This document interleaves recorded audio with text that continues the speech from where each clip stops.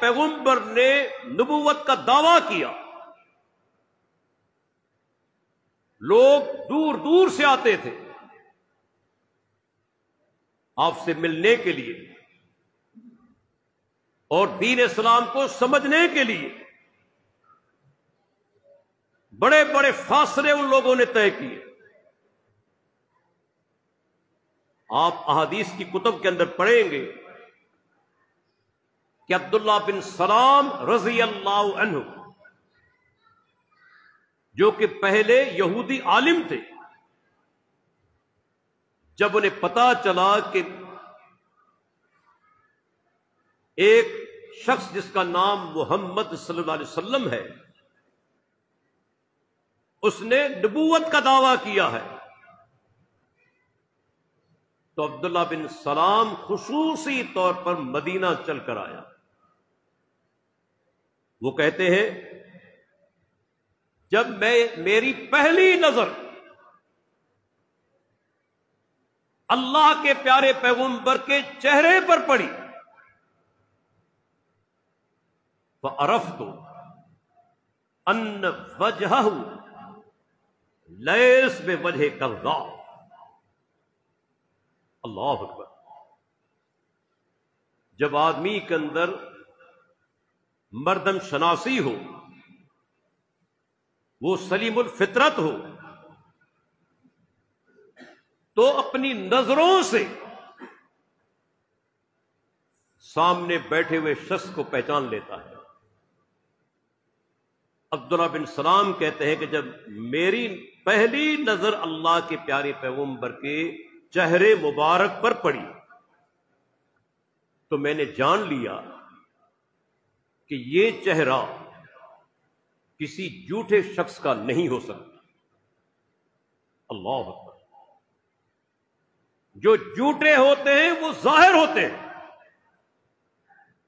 اللہ کے پیغمبر اپنے کردار کے لحاظ سے، چہرے کے لحاظ سے، ہر لحاظ سے منفرد ہوتے ہیں۔ میں نے پہچان لیا کہ یہ چہرہ کسی جھوٹے شخص کا نہیں ہو سکتا۔ بخاری کی روایت ہے، ابو ہریرہ رضی اللہ عنہ فرماتے ہیں صحابہ کرام موجود ہیں اللہ کے نبی کی مجلس میں کہ اچانک ایک اعرابی، ایک بدو، دیہات میں رہنے والا اللہ کے پیارے پیغمبر کی مجلس میں داخل ہوا، اور یہ بھی میرے پیارے پیغمبر کی عظمت ہے کہ باہر سے آنے والا اجنبی اللہ کے پیارے پیغمبر کو پہچان نہیں سکتا تھا۔ آج ایک چھوٹا موٹا جو پیر ہوتا ہے نا، کتنے مرید اس کے پیروں کے اندر پڑے ہوئے ہوتے ہیں، بعض قدم چوم رہے ہوتے ہیں، بعض ہاتھ باندھ کر کھڑے ہوئے ہوتے ہیں، اور پیر صاحب اونچی کرسی پر براجمان ہوتے ہیں۔ لیکن یہاں کون ہے؟ رحمت للعالمین، سید المرسلین، امام الانبیاء، اللہ کی مخلوق میں سب سے افضل ہستی محمد الرسول اللہ صلی اللہ علیہ وسلم۔ لیکن باہر سے آنے والا بعض اوقات اسے معلوم کرنا پڑتا تھا، ایکم محمد۔ بخاری کی روایت ہے کہ آپ میں سے محمد صلی اللہ علیہ وسلم کون ہیں؟ اگر آج کے مولوی حضرات اور پیروں کی طرح بڑے ٹھاٹ باٹ کے ساتھ بیٹھے ہوئے ہوتے تو آنے والے کو سوال کرنے کی ضرورت نہیں تھی۔ یعنی اتنے سادہ انسان کہ باہر سے آنے والا پہچان نہیں سکتا۔ صحابہ کرام اشارہ کرتے تھے کہ یہ ہے اللہ کے آخری رسول۔ یہ اعرابی داخل ہوا، اور داخل ہونے کے بعد اس نے ایک ہی سوال کیا، آج ہم بھی سوالات کرتے ہیں. کافی ایسے ہمارے ساتھی بھی ہیں، مسلمان بھائی بھی ہیں، ایسے سوالات کرتے ہیں جن کا عملی زندگی کے ساتھ کوئی تعلق نہیں ہوتا. بعض اوقات کسی عالم کو پریشان کرنے کے لیے، بعض اوقات ذہنی عیاشی کے لیے فضول سوال کرتے رہیں گے جن کی عملی زندگی کے اندر کوئی اہمیت نہیں ہوتی. نہ آپ سے قبر میں سوال ہوگا، نہ میدان حشر میں سوال ہوگا. ایسے فضول سوالات بڑے بڑے تعلیم یافتہ کرتے ہیں، لیکن یہاں آنے والا بظاہر ایک ان پڑھ آدمی ہے، کیونکہ اعرابی عام طور پر تعلیم سے دور تھے، علم سے دور تھے، دیہات میں رہنے والے. داخل ہوا اور اس نے ایک ہی سوال کیا، دوسرا سوال بھی نہیں کیا. اور میں کہتا ہوں کہ اللہ کی اس دنیا کے اندر اگر سب سے اہم ترین کوئی سوال ہے تو اس شخص کا پوچھا ہوا سوال، جس عربی نے سوال کیا تھا، اس سے بڑھ کر دنیا کے اندر کوئی دوسرا اہم سوال نہیں.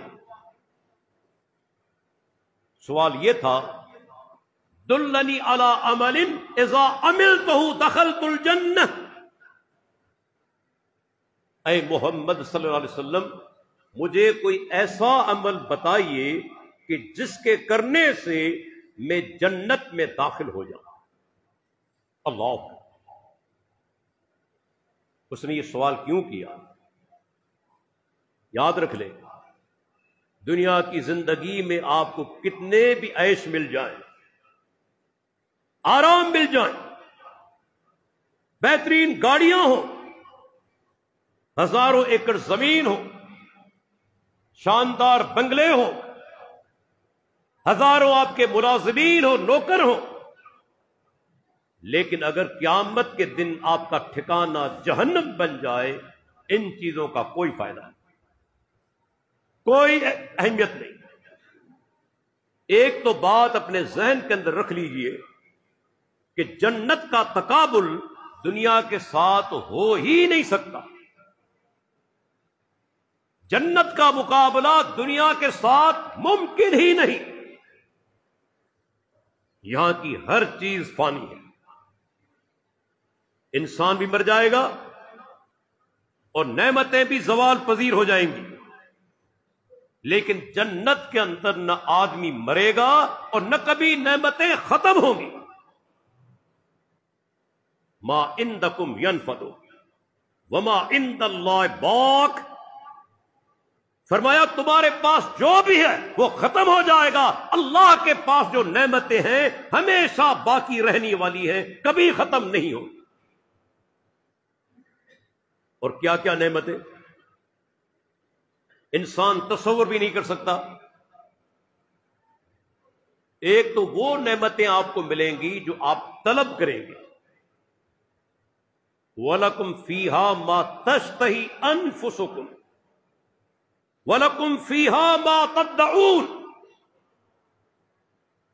آپ نے طلب کیا، زبان سے الفاظ نکالے، یا اللہ مجھے فلاں نعمت چاہیے، فوراً وہ نعمت آپ کو مل جائے گی. اور دوسرا مرحلہ، آپ نے زبان سے کچھ نہیں کہا، الفاظ ادا نہیں کیے، آپ نے طلب نہیں کیا، صرف آپ کی دل کے اندر خیال آیا کہ مجھے فلاں چیز چاہیے، اللہ تعالیٰ فرماتا ہے وہ چیز بھی اسے فوراً مل جائے گی. لیکن تیسری جو نعمت ہے نا، وہ تو ایسی نعمت ہے کہ کوئی انسان تصور نہیں کر سکتا. جنت میں آپ طلب کریں گے وہ چیزیں جو دنیا میں دیکھ چکے ہیں، جنت میں آپ تمنا کریں گے ان نعمتوں کی جو دنیا کے اندر آپ دیکھ چکے ہیں. یہاں اپنی شاندار گاڑیاں دیکھی، بہترین زمین دیکھی، سونا دیکھا، کئی اللہ کی نعمتیں،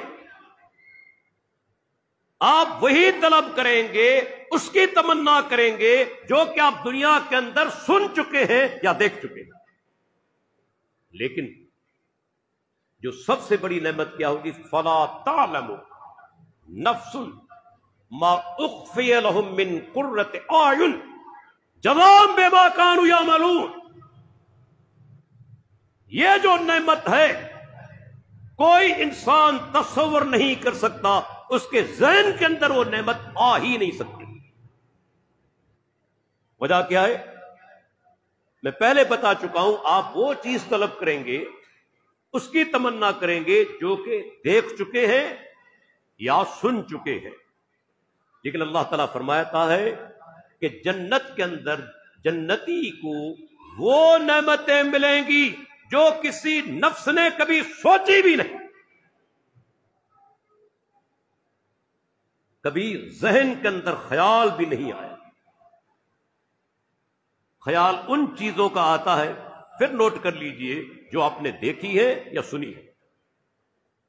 جب آپ نے کوئی چیز دیکھی ہی نہیں، کبھی سنی ہی نہیں، تو آپ کے ذہن کے اندر کس طرح آئے گی؟ لیکن وہاں ایسی نعمتیں اللہ کی طرف سے دی جائیں گی جو کسی نفس نے کبھی سوچی ہی نہیں۔ اب اندازہ کریں وہ نعمتیں کیسی ہوں گی۔ ہم میں سے کسی کے اندر طاقت ہے کہ سوچ سکے کیا کیا نعمتیں ہوں گی جو انسان نے کبھی تصور کے اندر بھی نہیں سوچا؟ وہ نعمتیں اسے ملیں گی۔ اللہ فرماتا ہے ان نعمتوں کی وجہ سے اس کی آنکھیں ٹھنڈی ہو جائیں گی۔ اور آگے کیا فرمایا؟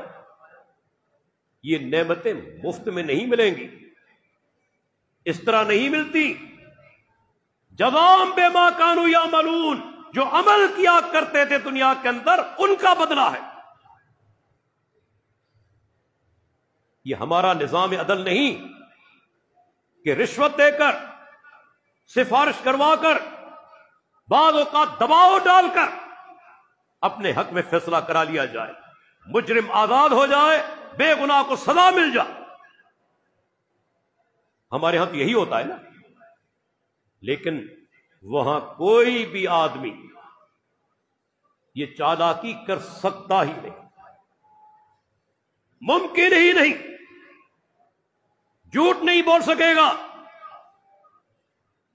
اس کے منہ پر مہر لگا دی جائے گی، اس کے اعضاء بولیں گے، ہاتھ بولیں گے، پیر بولیں گے، حتیٰ کہ اس کی یہ جو جلد ہے وہ بولے گی، کھال بولے گی۔ اللہ تعالیٰ فرماتا ہے کہ وہ آدمی حیران ہو جائے گا، یہ کھال کس طرح بول رہی ہے؟ تو جواب میں کیا کہیں؟ کہ وہی اللہ جس نے ہم سے بات کروائی ہے، بولنے کی طاقت دی ہے، اس اللہ کی دی ہوئی طاقت کی وجہ سے ہم بات کر رہے ہیں، جس نے ہر چیز کو طاقت دی ہے بولنے کی۔ اب یہ آدمی ایک بظاہر اعرابی، ان پڑھ، لیکن سوال یہ تھا اللہ کے رسول مجھے ایسا کوئی عمل بتا دے جس کے کرنے سے میں جنت میں داخل